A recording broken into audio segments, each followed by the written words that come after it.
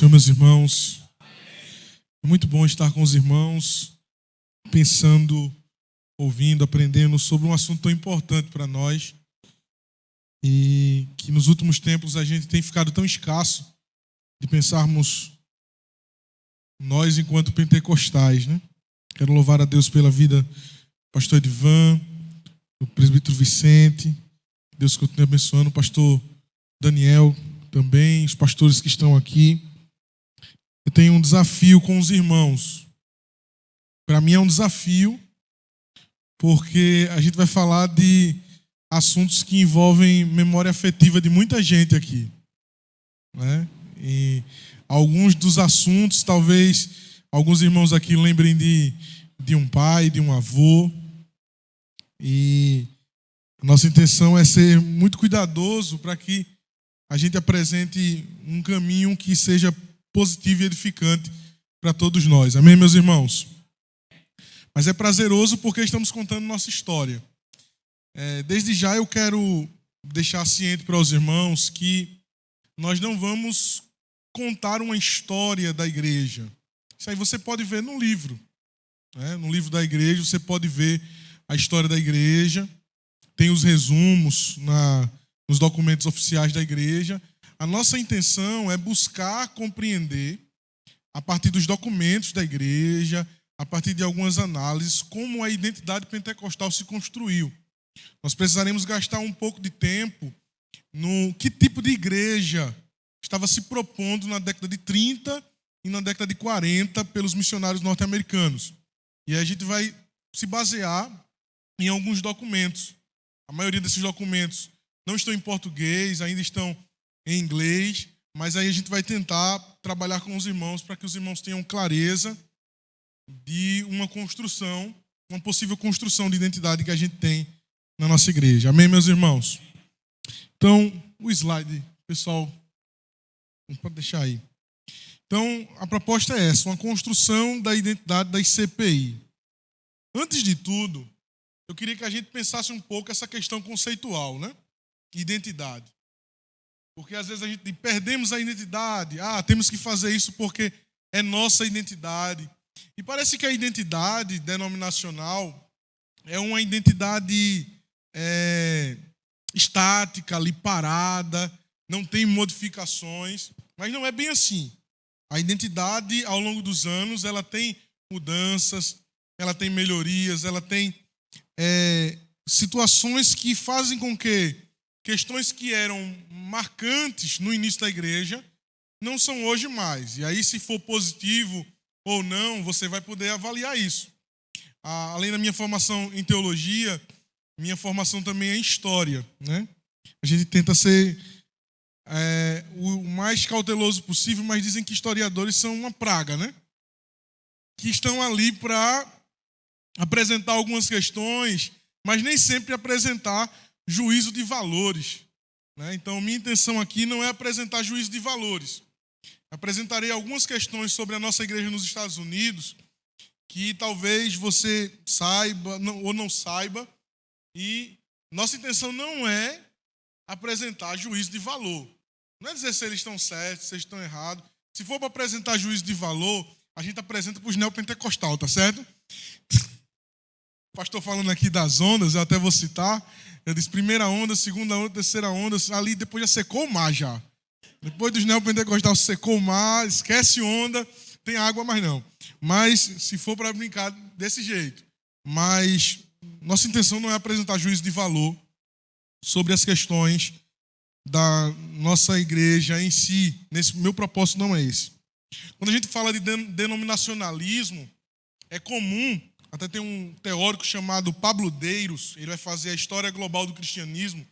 Ele vai dizer que há uma tendência de que as pessoas que vivem em uma denominação busquem um eixo denominacional próprio.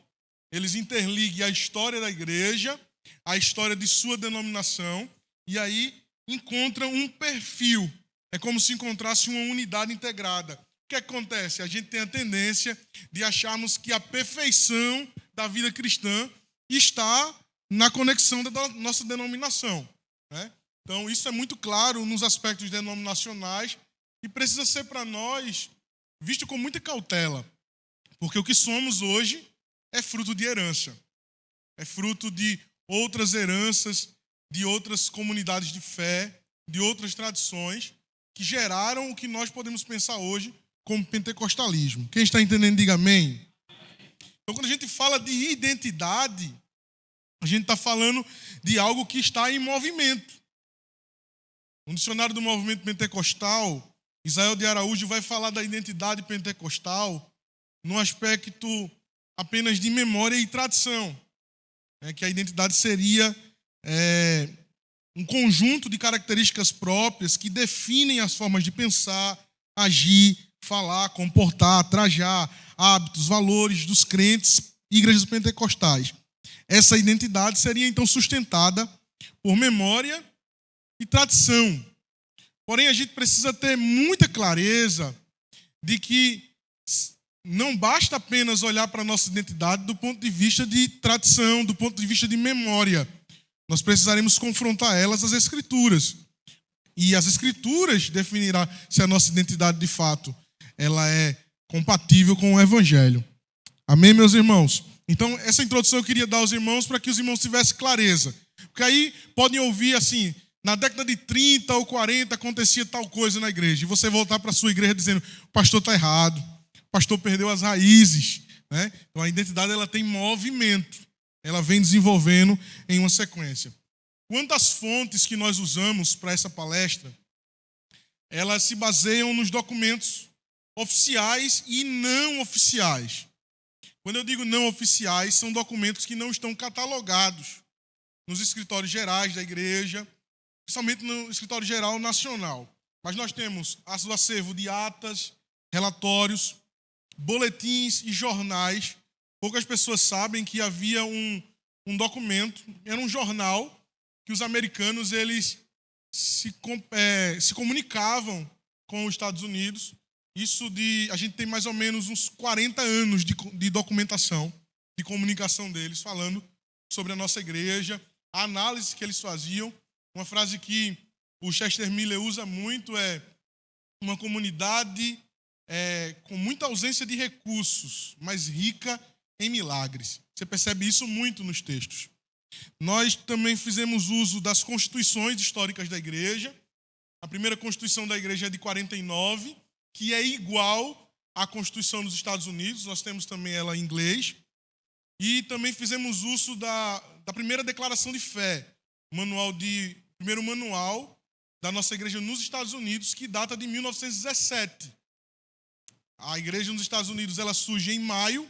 Em 1917, em setembro ainda, nós temos a declaração de fé. E aí a gente vai fazer um apontamento comparativo um pouco com as verdades fundamentais apresentadas pelas Assembleias de Deus em 1916. Então a gente vai começar a trabalhar nesse ponto. E nós temos testemunhos escritos dos próprios missionários, que são cartas enviadas. Algumas delas eu ainda não posso disponibilizar por não ter autorização ainda. O pastor Edivan sabe disso. A diretoria geral propôs que nós escrevêssemos uma segunda edição do livro com outra abordagem.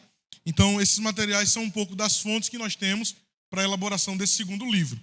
Tá certo? Então, as falas que eu vou estar tratando com os irmãos aqui, se os irmãos quiserem questionar, a gente tem a fonte para apresentar. Algumas eu vou apresentar ela em print.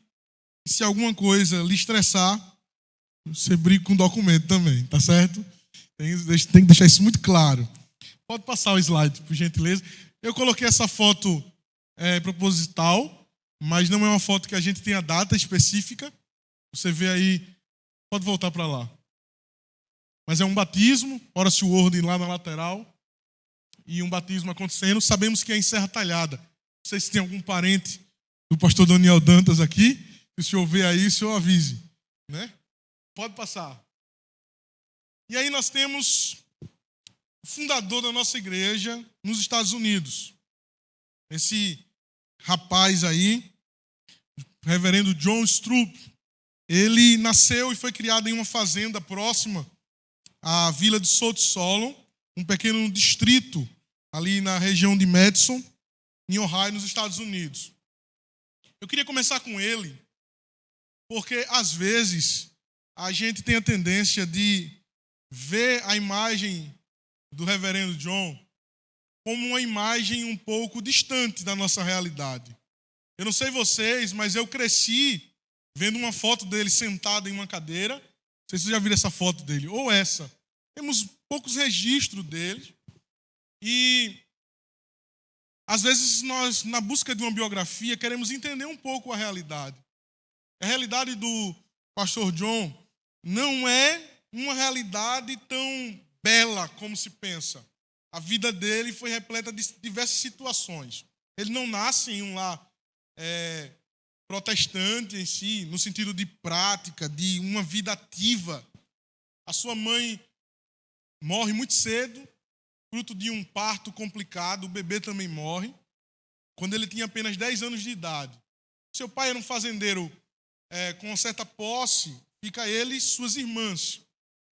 Seu pai só se casa novamente quando ele já está grande, já está trabalhando na fazenda.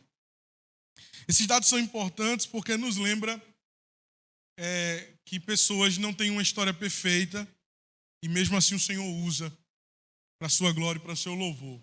Né? Um jovem que podia ser revoltado com a vida é encontrado pelo Senhor e o Senhor o conduz para a sua glória. Nos registros que a gente tem sobre o pastor John Stroop, são registros muito escassos. A maioria deles são registros feitos à mão pelo próprio Chester Miller, que tinha o interesse de fazer uma biografia dele, mas não deu tempo. E aí é com base nesses documentos que a gente consegue tirar algumas coisas. O que a gente percebe é que desde muito cedo ele tinha um desejo, uma busca por sentido. Há um momento em que o pai dele está doente e a sua madrasta pede a ele para que procure alguém que possa orar pelo seu pai. Ele tinha levado uma queda e estava com dificuldade com a perna. Não estava conseguindo andar. E ele passa o dia inteiro procurando alguém para orar e não consegue encontrar. Era uma região rural, então ele precisava sair quilômetros em busca de outras residências.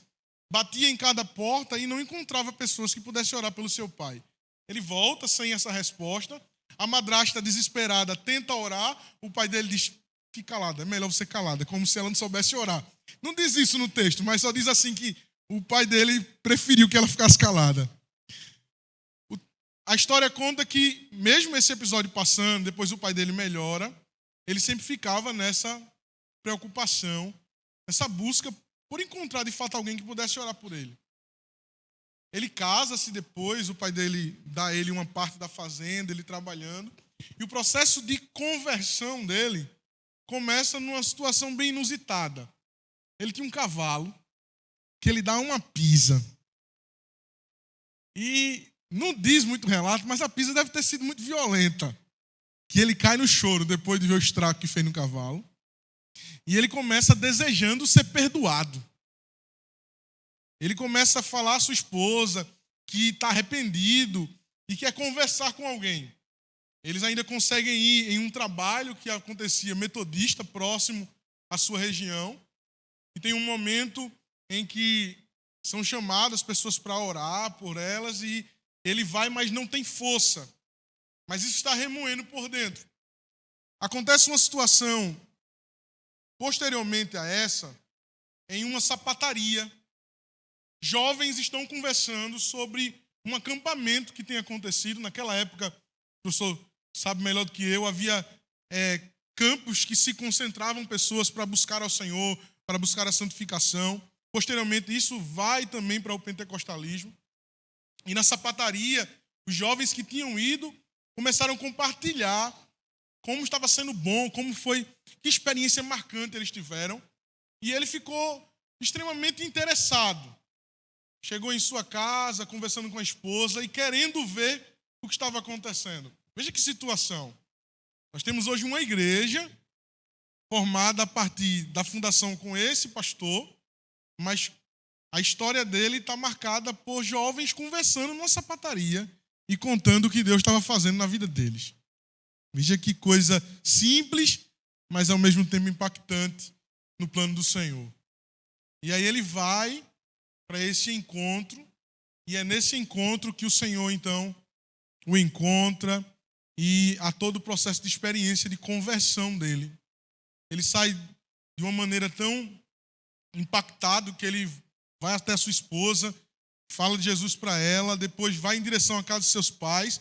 Os relatos de Chester Miller diz que de imediato sua madrasta entra em choro, suas irmãs entram em choro. Seu pai ainda fica muito relutante, mas ao que tudo indica, todos eles chegaram a se converter ao Senhor e serviram ao Senhor. Mas aí seria o processo de experiência inicial.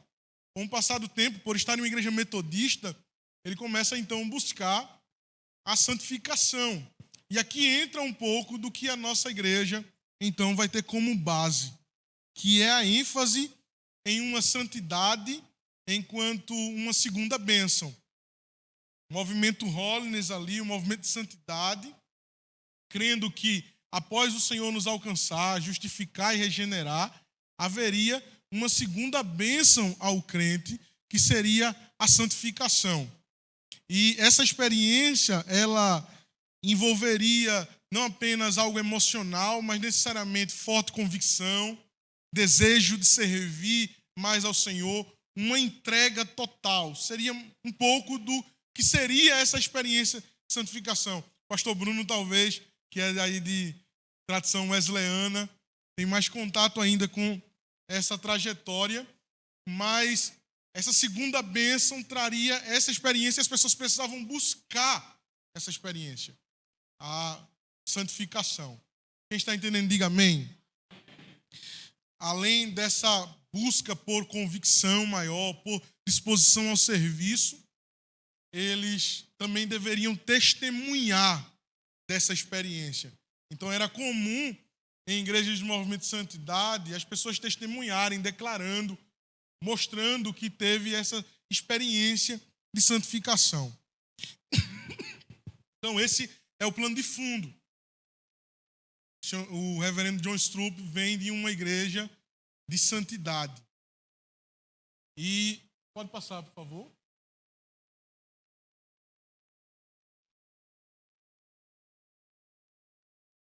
Então, depois dessa foto, você vai ter uma outra foto que eu tentei a IA fazer ele mais jovem, mas não consegui.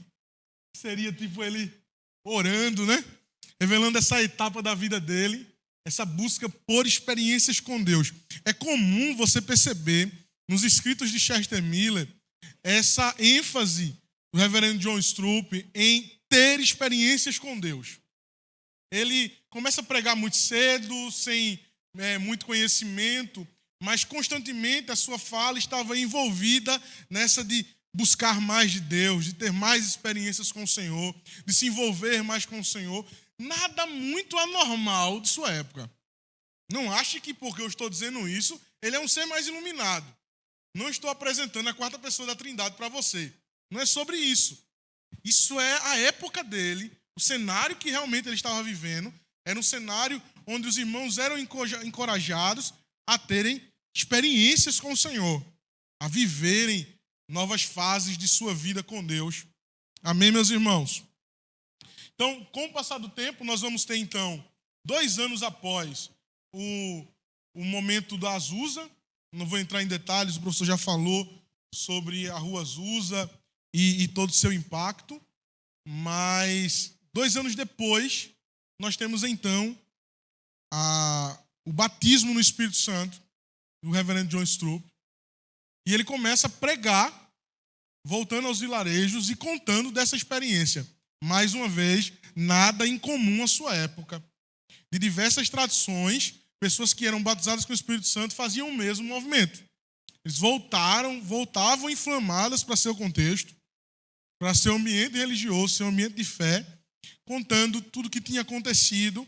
E muitos desses irmãos não são aceitos nas tradições que eles estavam, são expulsos.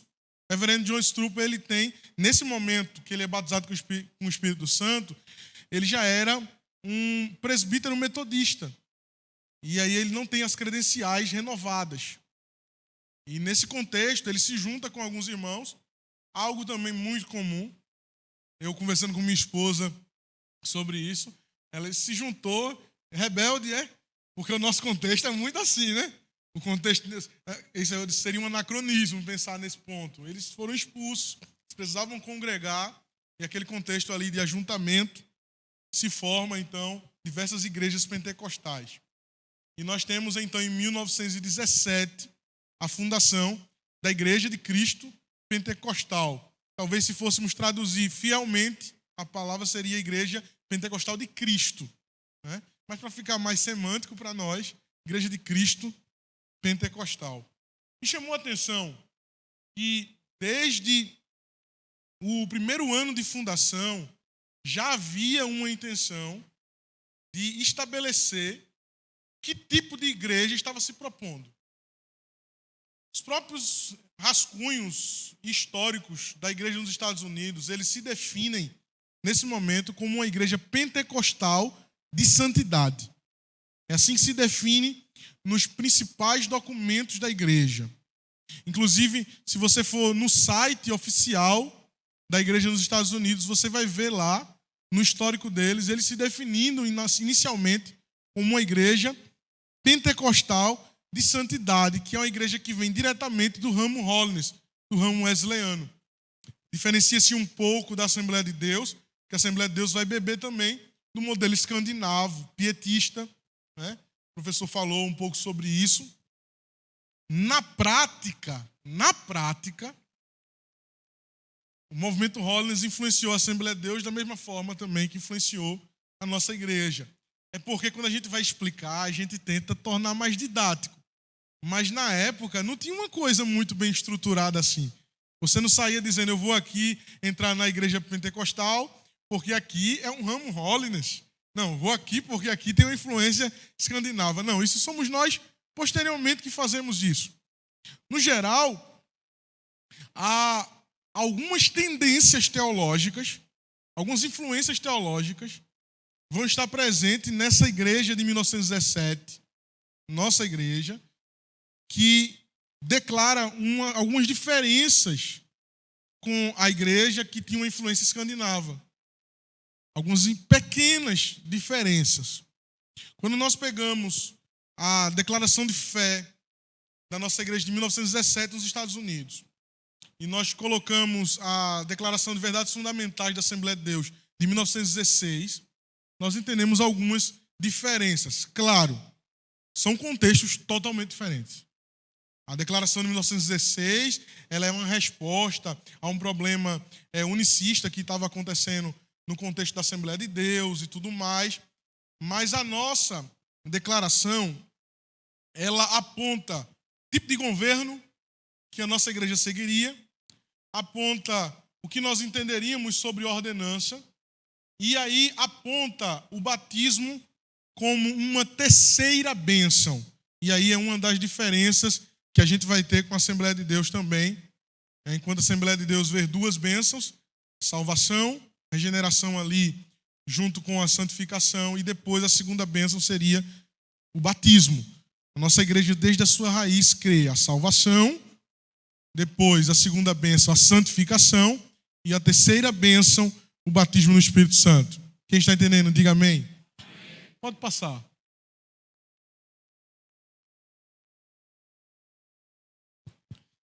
Meu tablet não mostra aqui. Pronto. Veja, aí está para os irmãos verem. É a declaração de fé que eu falei. É o manual da nossa igreja nos Estados Unidos. Aí você pode dizer, onde é que está o internacional?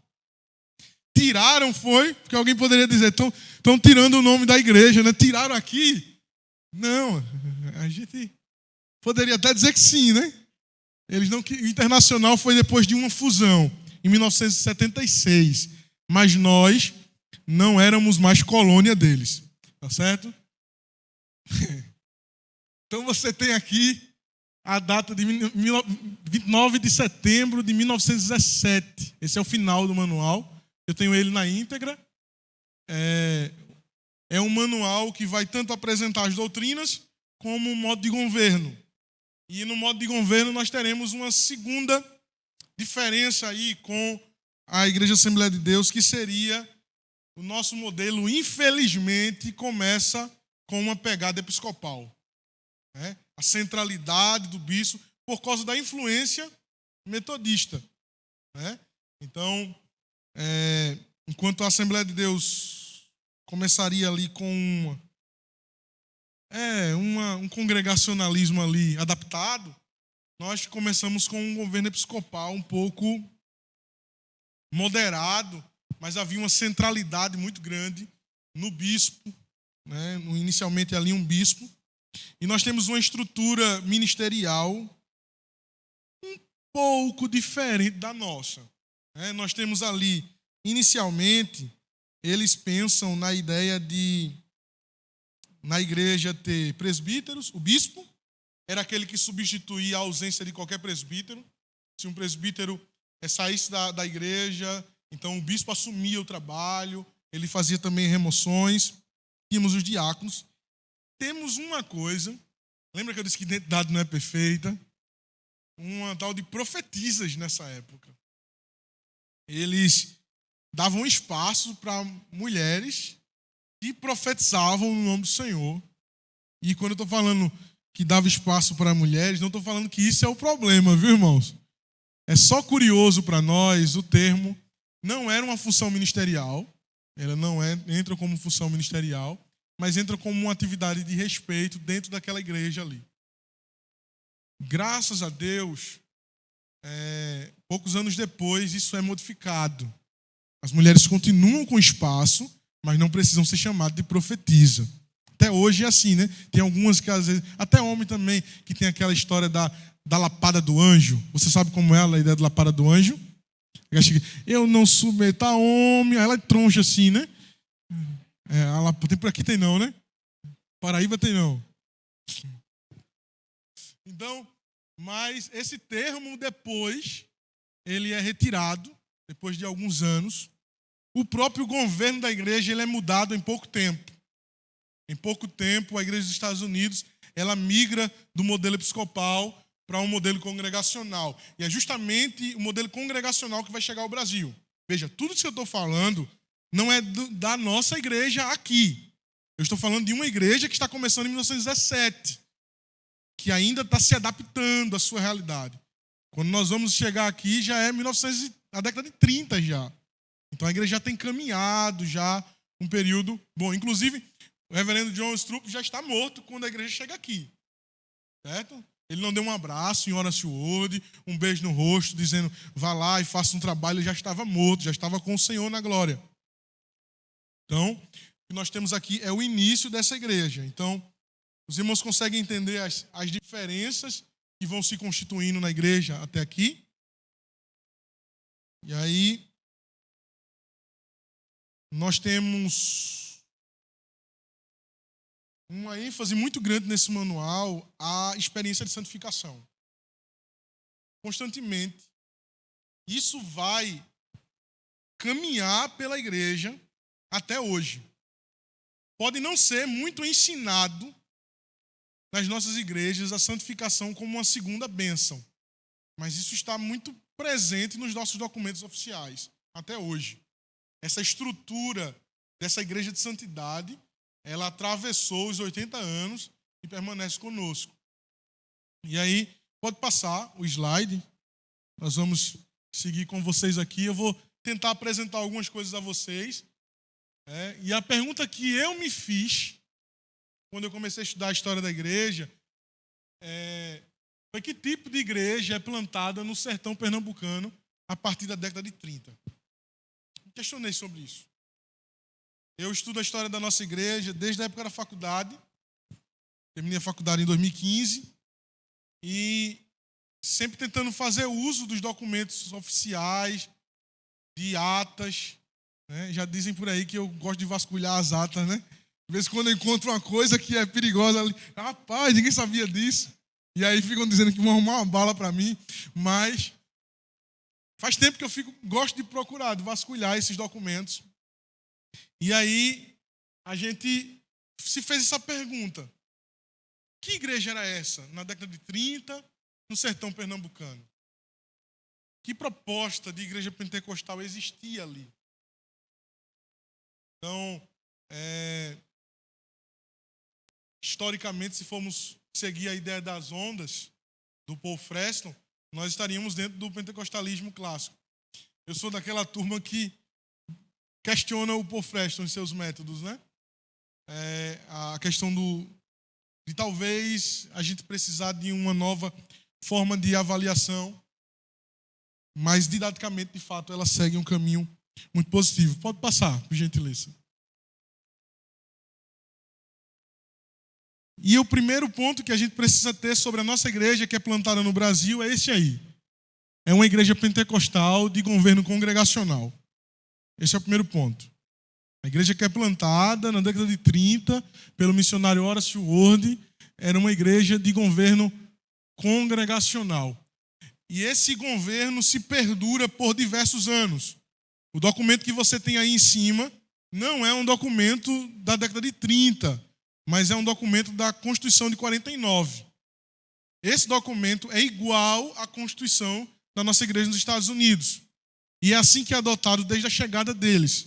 Então, o artigo 1º diz que a forma de governo desta Assembleia é congregacional, todos os seus negócios serão solucionados pelos membros congregados, havendo para isso 2 reuniões periódicas, uma dos oficiais, que se chamará Assembleia Deliberativa, e outra dos membros da igreja, que se chamará Assembleia Executiva.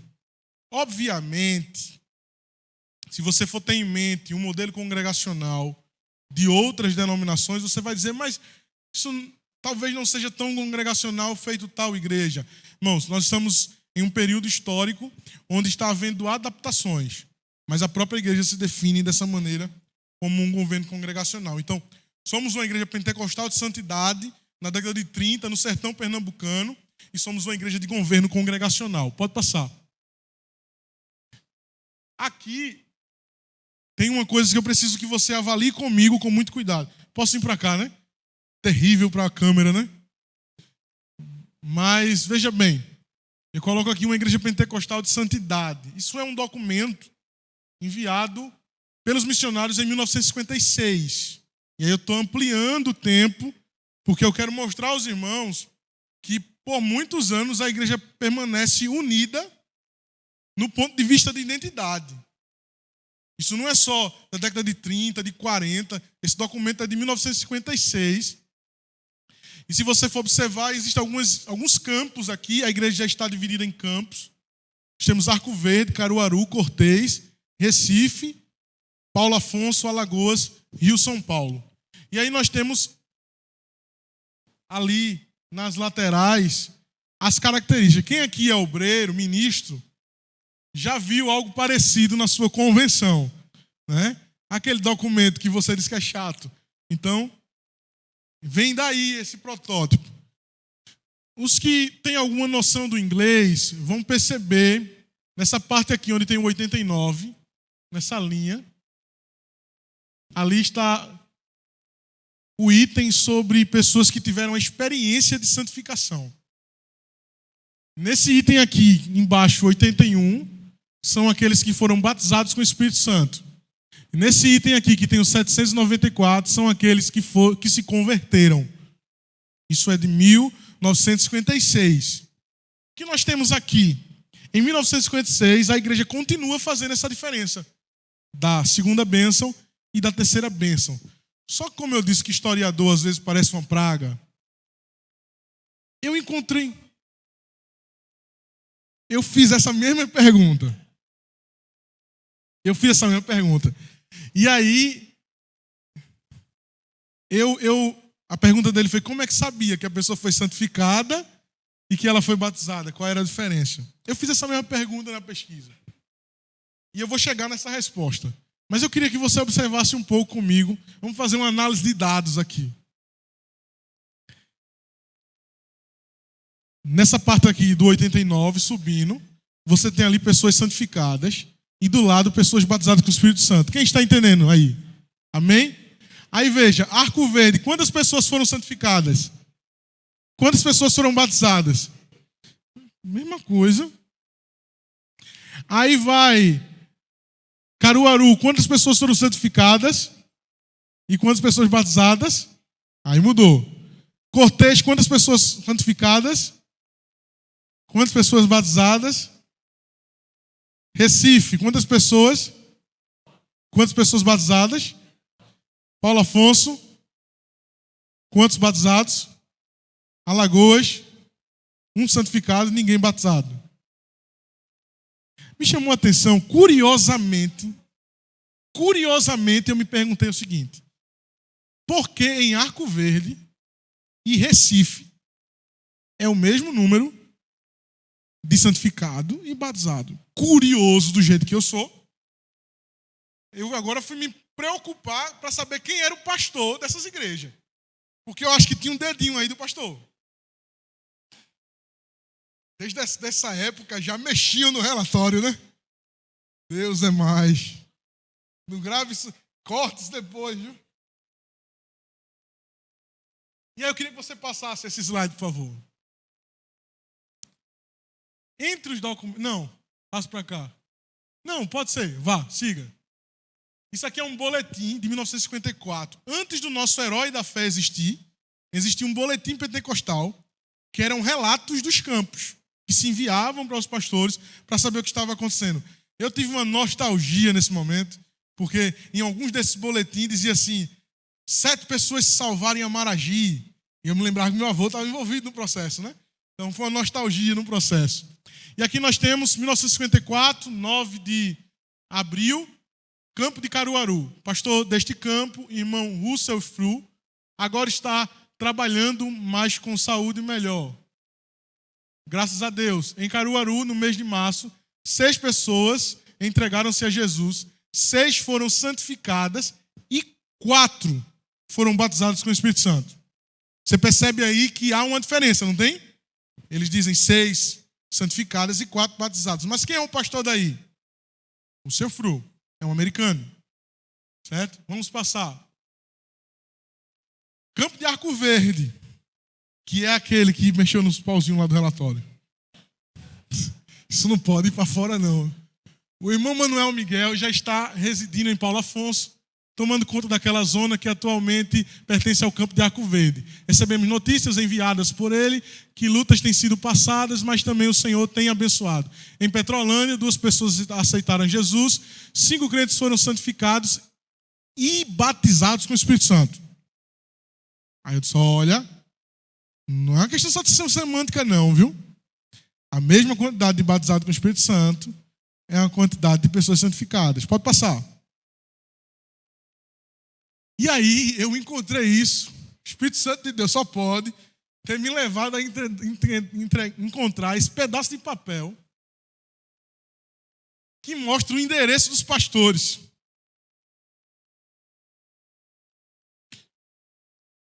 Estou dizendo que historiador é bicho estranho. Se encontrei 1h da manhã, feliz da vida. Aí são nomes dos convencionais. Aí quem é o pastor de Caruaru? Você consegue identificar aí? Chester Miller e Russell Fru. Ambos estão residindo em Caruaru. Quem é o pastor de Cortês? Quem é o pastor de Água Fria? Quem é o pastor de Paulo Afonso? Quem é o pastor de Serra Talhada? Manuel Vicente. Quem é o pastor de Arco Verde? Você lembra que os 2 campos que apresentam números iguais na condição de santificação e batismo são de Arco Verde e Água Fria, e Recife, melhor dizendo. Quem são o pastor de Arco Verde? Pastor José Soares dos Santos, brasileiro. Quem é o pastor de Recife? José Pinto de Oliveira, brasileiro. E aí entra um ponto que a gente precisa entender com muita clareza. O movimento pentecostal, a gente sempre está buscando no que a gente pode distinguir da outra denominação. A gente é padrão de quem vive em uma denominação. Com todo respeito ao pastor que é assembleano, na busca de enquanto sermos pentecostais, às vezes não buscamos apenas o que é comum. Às vezes buscamos também o que nos distingue. Existe um livro, Raízes Teológicas do Pentecostalismo, onde o autor, né, ele vai deixar claro que não dá para ser um elemento de distinção do pentecostalismo apenas o batismo no Espírito ou o dom de línguas, porque as línguas acompanharam a história da igreja ao longo dos anos. Então não é uma coisa só particular do pentecostalismo. E aí ele vai trabalhar a ideia de que os elementos de distinções estão mais presentes no quadrilátero. E aí existem as igrejas do ramo de santidade, e aí são as igrejas que acrescentam um elemento a mais. O quadrilátero teria o quê? Jesus salva, Jesus batiza com o Espírito Santo e em breve voltará. As igrejas de linha Holiness ali, ela insere também Jesus santifica. Não só cura, não só batiza com o Espírito Santo, mas ele também santifica. Mas nós temos um contexto de pentecostalismo, não só no Nordeste, mas no Brasil, crescimento das igrejas, e você percebe, com base em alguns dados, não só esses, que constantemente havia a influência entre uma e outra. Você percebe um esforço dos americanos em manter a igreja enquanto uma pentecostal de santidade.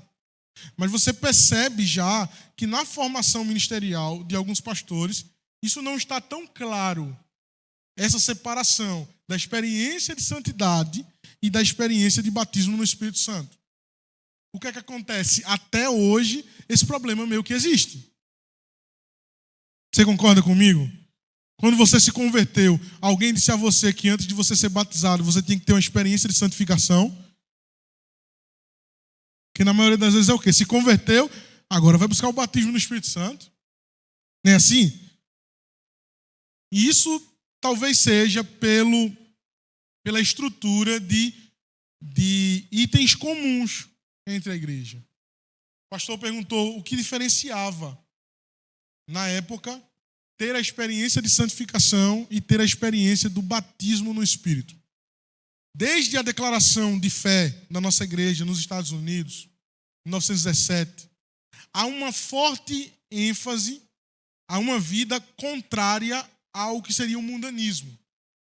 Até hoje, a nossa igreja nos Estados Unidos, ela tem, além da declaração de fé, ela tem uma declaração onde ela se opõe veementemente contra a bebida alcoólica, contra o fumo, contra o cigarro. Ela se coloca contra o aborto, a atual. Na época, está muito na raiz da nossa igreja uma oposição muito clara a tudo aquilo que parece ser mundano.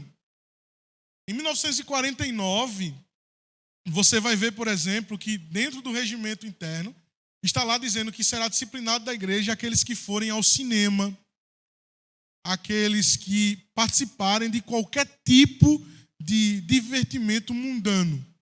Há uma forte ênfase desde a época que a gente era colônia, que deveria existir uma modéstia ou um regulamento quanto às vestes.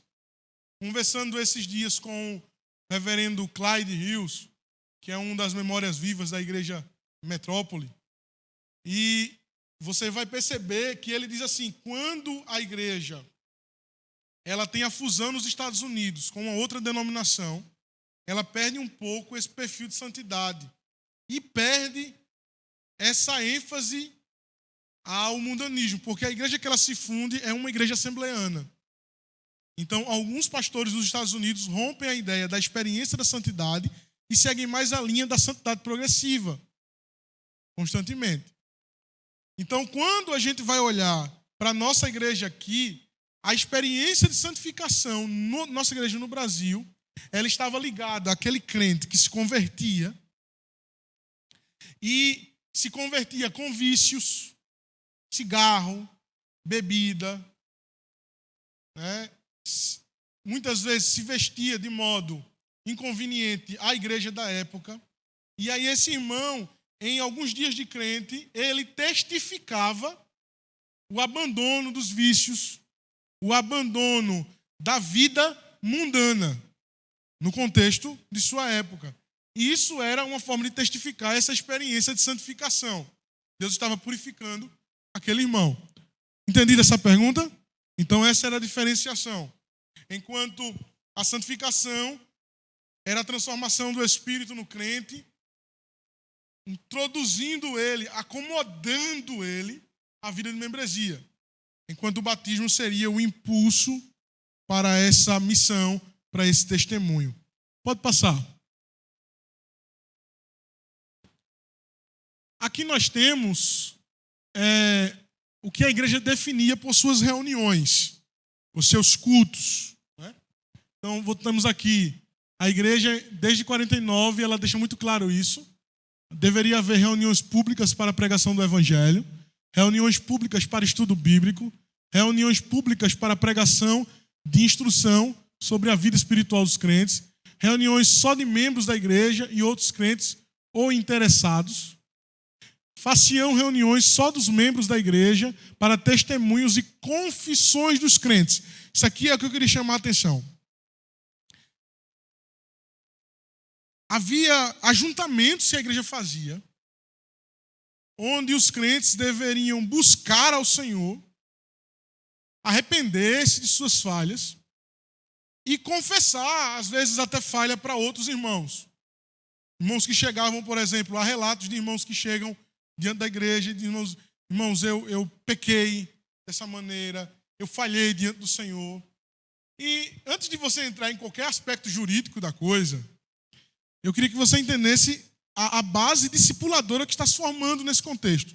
Não são igrejas grandes, são igrejas pequenas, e são lideranças pastorais que estão levando a igreja a ter momentos de ensino, de oração, mas ter momentos de ajuntamentos, clamando ao Senhor para serem mais fiéis a Deus.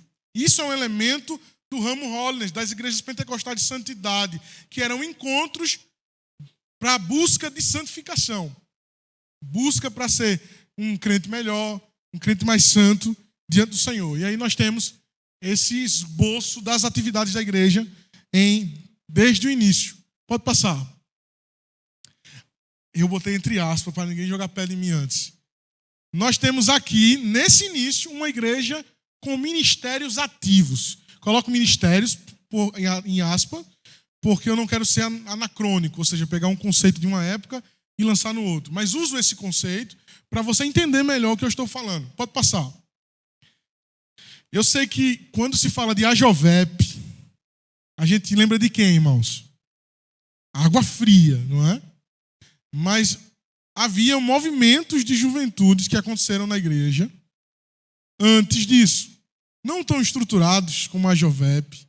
Eu falo isso com muito medo de apanhar, né? Eu não estou introduzindo. Pastor Daniel e pastor Edivan quase me jogaram fora do refeitório na convenção quando eu conversei com eles sobre isso. Mas existem algumas questões que a gente precisa observar. Vejam. Esse primeiro texto que eu coloco é uma citação do próprio histórico da IPCC, que eu tirei no próprio site. E a segunda citação é uma citação do dicionário do movimento pentecostal. Não sei se você sabe, mas no dicionário pentecostal, tanto cita a nossa igreja dos Estados Unidos e apresenta o histórico, como cita a nossa igreja aqui no Brasil. Cita Horace Ward, por exemplo, e você pode ouvir até falar de outro Horace Ward Jr., que é um grande vulto na teologia pentecostal, né? Mas não estava ligado à nossa igreja, mas é a igreja de Deus, mas é filho do Horace Ward. Então, você pode ver esses termos e ficar... Os embaixadores pentecostais foram fundados em 1942 como uma organização jovem da PCC, Igreja de Cristo Pentecostal. E o reverendo Carl Callahan, eu acho assim, foi eleito seu primeiro presidente geral. E aí o Israel de Araújo cita o histórico da PCC, o Pentecostal Embaixadores, que foi fundado em 1942. O que a gente tem em mente quando a gente escuta a palavra embaixadores? Dos varões, né? Eu tenho isso, mas na década de 30 e 40, até o início de 50, embaixadores pentecostais eram eu não diria grupo, porque a pegada não é de grupo, mas é a ação da igreja, o movimento da igreja, para que a juventude fosse inteirada no serviço. Ele não começa no Brasil, não é uma criação brasileira. Ele começa nos Estados Unidos em que data? 1942. É interessante que nos documentos que eu tenho de relatórios financeiros, um dos principais mantenedores do trabalho missionário foram os grupos de jovens dos embaixadores pentecostais. Então, tem coisas que nós vivemos e desfrutamos porque jovens estavam dizimando e ofertando. Jovens dizimistas, viu? E aí o que acontece? Pode passar. Nós temos então a primeira constituição, tudo na época era constituição, né? Primeira constituição dos embaixadores pentecostais no Brasil. Isso aí é um documento que aconteceu em Serra Talhada por Chester Miller. Eu sei que a leitura é extensa, eu não sei quanto tempo tenho. Não. Olha, eu vou para mais longe do que vocês, viu? Então, o grupo dos embaixadores pentecostais é um grupo de jovens, aí eles colocam ali no item primeiro. Os cultos da mocidade terão como seu alvo 3 coisas seguintes: ganhar almas para Jesus, preparar a mocidade para o serviço do Senhor e auxiliar a igreja local. E aí você vai ter os oficiais, como é que devem ser os oficiais, pode passar. As regras para ser do grupo. Tem outras regras, né? Olha, terá uma reunião da mocidade da igreja uma vez por semana. Essa reunião pode ser qualquer dia da semana que o grupo marcar. Uma oferta será levantada durante cada reunião da mocidade. Isto será além das mensalidades. Você que sofre com mensalidade de grupo ou que sofreu na sua vida, isso aqui bebe daqui, viu? Então veja bem. Uma vez a cada reunião será dedicado à estimulação ao espírito missionário entre a mocidade. Isso era a grande ênfase do trabalho. Era que jovens se tornassem missionários. Pode passar. Vou ler tudo. Aqui me chamou a atenção. Porque é uma proposta de culto diferente da época. Qual a data que você vê aqui embaixo? 1944. Olha, não tinha dado nem 10 anos de fundação ainda da igreja. E o próprio Chester Miller já estava propondo uma liturgia diferente na atividade dos jovens. Ele propõe que o culto da juventude deveria começar com o hino da mocidade. A mocidade escolheria um hino seu para cantar em cada culto e outro hino avulso.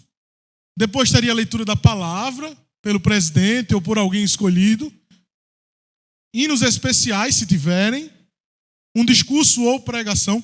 Eles usam discursos porque era comum haver um apelo nesses momentos para a santificação, para o batismo no Espírito. Então, ao invés de ser uma pregação de fato, era um chamado à juventude para entrega ao Senhor. Depois, convite aos pecadores. Testemunho dos crentes. Perguntas bíblicas, 1944. Chester Miller dizendo que é para reunir os jovens, para responder perguntas deles. Hino e oferta, porque os jovens eram dizimistas, né? Então, hino e oferta. Um coro para terminar o culto. E oração de encerramento. Então, aquele momento que a gente se levanta, canta e termina o culto, aqui já tinha já. Né? Então, seria... E aí, o final, essa constituição e a organização dos embaixadores pentecostais foram feitas pelo pastor missionário Chester Miller. O primeiro grupo foi organizado em Serra Talhada, Pernambuco, no ano de 1944. Pode passar. Aí está os detalhes, né? São 9 membros. Visitantes não teve. Esse é aquele negócio da escola dominical, né? Membros presentes, 9. Visitantes não teve. Total ali de presente 9. Capítulo lido não teve. Oferta 1,80. Não sei você, mas eu me lembro da EBD. Né? Mas isso aqui são os documentos. Pode passar. Estou terminando, viu?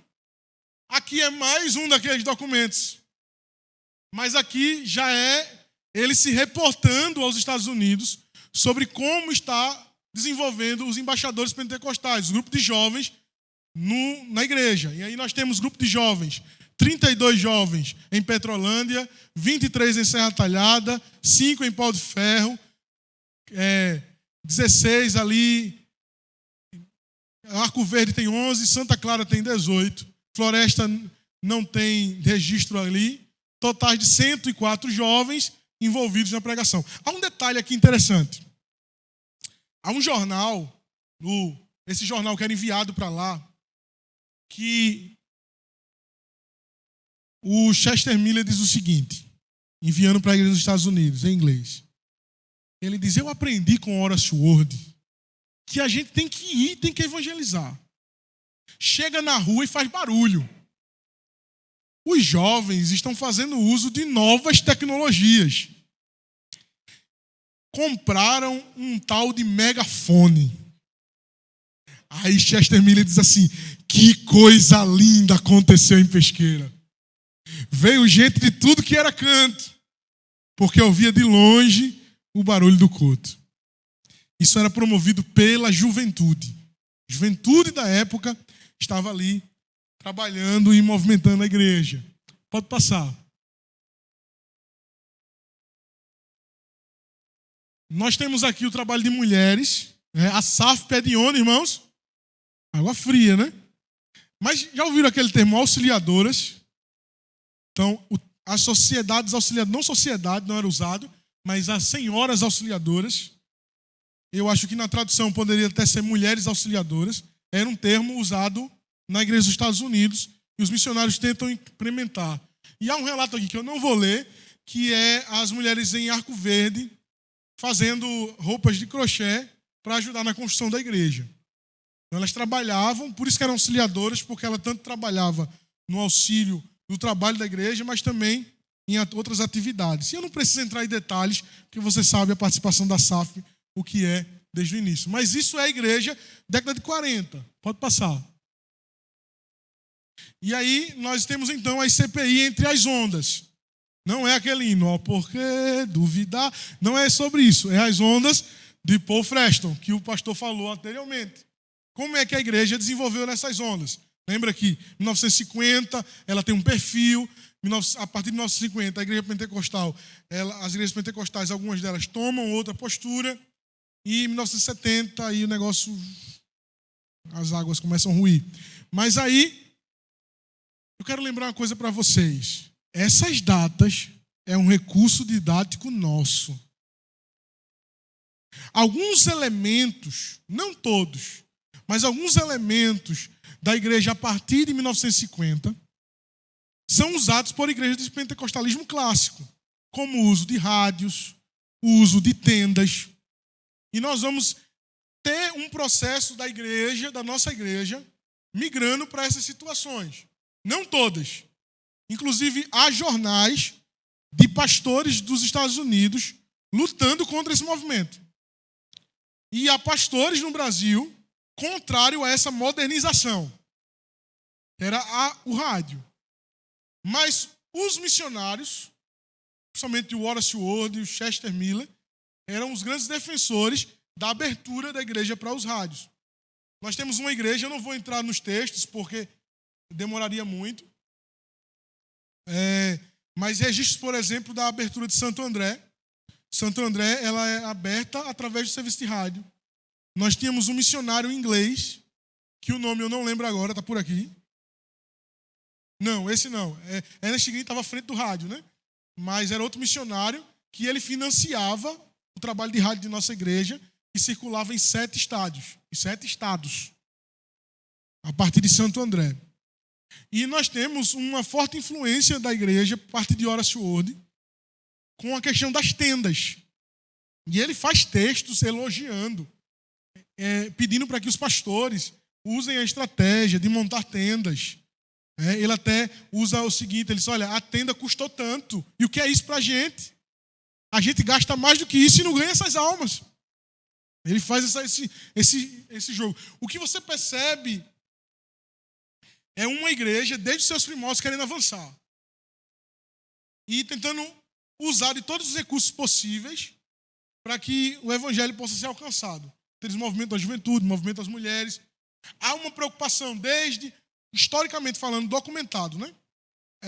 Desde 1951, há uma grande preocupação com a formação de ministros. Tanto Chester Miller como Russell Frost estão extremamente preocupados, porque a igreja está crescendo, mas não está crescendo em ministros com entendimento teológico, ministros que querem o estudo como um foco de sua vida. E aí há um registro de Russell Frost, por exemplo, declarando que, olha, há um projeto, eu não sei se isso vingou em algum momento para discussão, e não sei de que maneira ele tira isso, mas no registro está lá ele dizendo que havia um projeto onde o Brasil estava querendo que apenas fossem credenciados como pastores aqueles que tivessem formação. E ele diz assim, olha, isso é um problema para nós.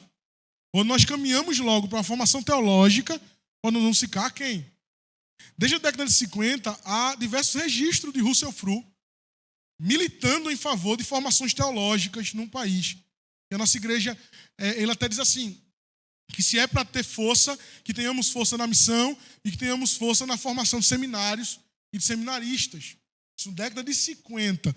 E é uma frase emblemática de Russell Frost, em dizer, se nós não investirmos em obreiros, nós teremos, nos próximos anos, dificuldades em manter trabalhos, porque teremos gente, mas não teremos líderes. Eu não sei se você já ouviu essa frase, mas talvez isso chegou até nós. Não sei, em alguma onda se trouxe, mas chegou. Então, essa é a nossa igreja, um pouco do reflexo dela, nesse início, né? Construção dessa identidade. Uma igreja que incentiva a busca pela santificação, a busca pelo batismo no Espírito Santo, uma igreja que quer usar de todos os recursos possíveis para ganhar vidas e para discipulá-las aos pés do Senhor. Pode passar. Estou nos últimos momentos. Pode passar. O nome do missionário é este. Elard Graham. Tem nada a ver com o Billy Graham, mas pode passar. Isso aqui é um texto de Horace Ward falando sobre as tendas, eu não vou ler. Aqui, deixa aí. Só aqui que ele diz, aproximadamente uma tenda de 13 por 22 metros custa cerca de $1.500. Mas o que são $1.500 em comparação com almas? Nós temos gastado milhares de dólares nos últimos 22 anos e temos apenas 1.500 almas. Então, pode passar. Me parece que Horace Ward está questionando que os nossos recursos não estão sendo bem aproveitados nos mecanismos de desenvolvimento da igreja mesmo. Ele está dizendo que a gente está gastando dinheiro e não está vendo resultado. Ele está dizendo que a gente precisa ser mais eficiente no gasto desses valores. E aí, programas de rádio, 1957, falando sobre a igreja de Santo André, pode passar. Santo André também, pode passar.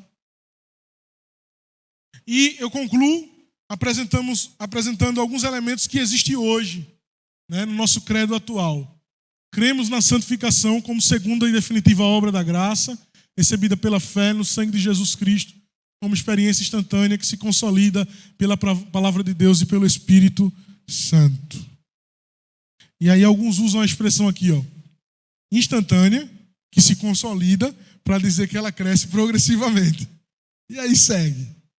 Né? Tanto é que no Manual de Doutrina, no texto sobre santificação, diz que há um processo progressivo de santificação também. Então, é como eu disse, lembra daquele problema dos missionários, talvez ele perdure até hoje ainda aí, esse problema. Cremos no batismo com o Espírito Santo em uma vida santificada.